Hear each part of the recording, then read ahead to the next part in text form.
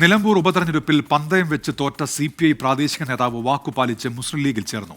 Malappuram Thuvvur town assistant secretary ഗഫൂറാണ് party മാറിയത്. Muslim league പ്രവർത്തകനായ ഷെരീഫ് അബ്ദുള്ളയോടായിരുന്നു പന്തയം. തിരഞ്ഞെടുപ്പിൽ ബെറ്റുവെക്കുന്നത് സാധാരണം. പണത്തിനോ മൊട്ടയടിക്കാമെന്നോ പാതി മീശ എടുക്കാമെന്നൊക്കെ നമ്മൾ കേട്ടിട്ടുണ്ട്. പക്ഷേ തുവൂരിൽ നടന്നത് ഒരൊന്നൊന്നര ബെറ്റാണ്.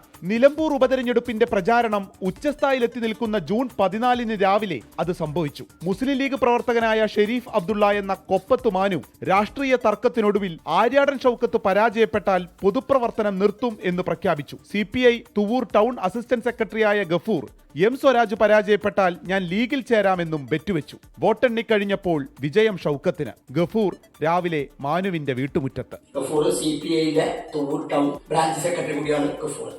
ആ ഗഫൂർ ഞാനും ബെറ്റുവെച്ചിരുന്നു.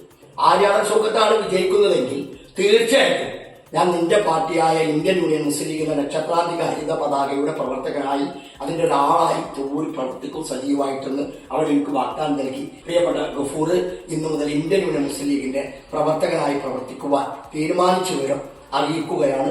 പാർട്ടി അംഗത്വം രാജിവെച്ചു. ഇനി ലീഗിൽ മെമ്പർഷിപ്പ് എടുക്കണം. പാർട്ടി മാറുമ്പോൾ ആശയപരമായി പോലും ഒരു ബന്ധവുമില്ലല്ലോ എന്ന ചോദ്യത്തിന് നമുക്ക് വലുത് വാക്കാണെന്നാണ് ഗഫൂറിന്റെ മറുപടി. മൊയ്തീൻ കാഞ്ചനമാലയ്ക്ക് കൊടുത്ത വാക്കിന് പോലും ഇത്ര ഉറപ്പ് കാണുമോ എന്ന് സംശയം. ടീം 24 നിലമ്പൂർ.